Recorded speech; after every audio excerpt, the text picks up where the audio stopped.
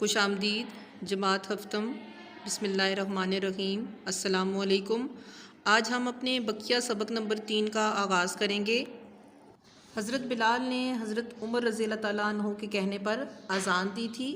شام کے مارکوں کے بعد حضرت بلال وہیں گاؤں میں مستقل سکونیت اختیار کر لی۔ ایک رات خواب میں نبی پاک صلی اللہ علیہ وآلہ وسلم کی زیارت ہوئی اور آپ صلی اللہ علیہ وآلہ وسلم نے حضرت بلال سے کہا کہ اے بلال، کیا اب وقت نہیں آیا کہ زیارت کے لیے آؤ؟ اس خواب نے عاشق رسول کے دل و دماغ کو جھنجھوڑ ڈالا۔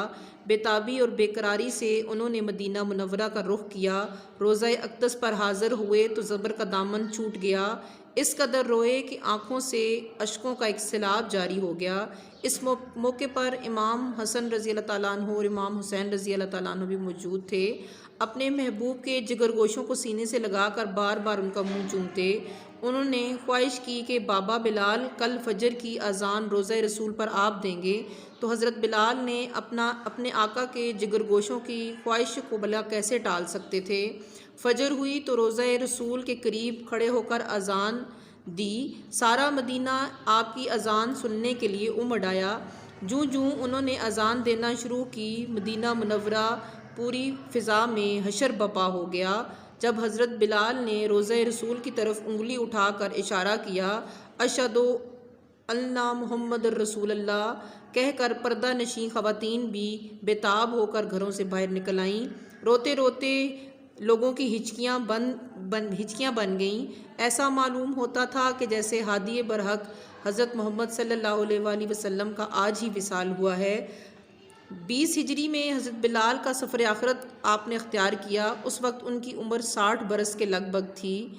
امیر المومنین حضرت عمر فاروق کو حضرت بلال کی وفات کی خبر پہنچی تو روتے ہوئے نڈھال ہو گئے۔ بار بار کہتے، آہ ہمارا سردار بلال بھی ہمیں داغ جدائی دے گیا۔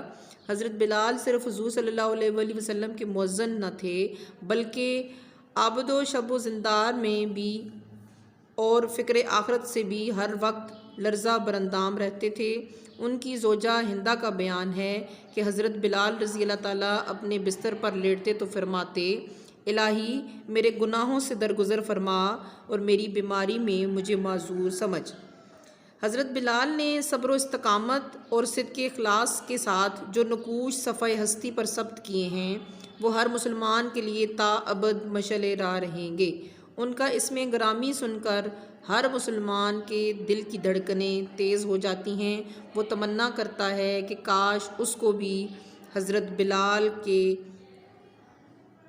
عاشق رسول کا ہزاروں اور لاکھوں حصہ ہی نصیب ہو جائے، یوں اس کی آخرت سنور جائے، آمین۔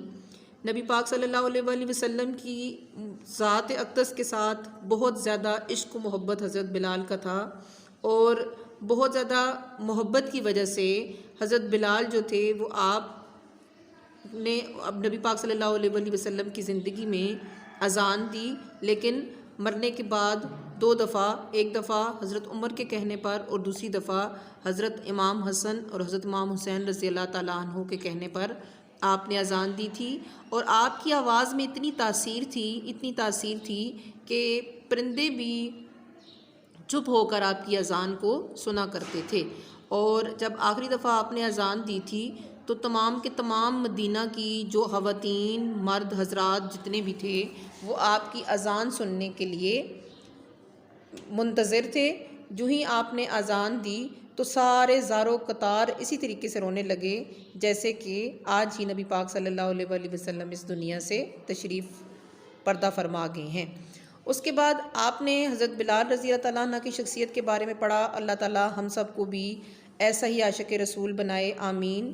اس کے بعد آپ کے پاس جو آپ کا ہوم ورک ہے، آپ اپنی نیٹ کاپی پر الفاظ کے معنی لکھیں گے۔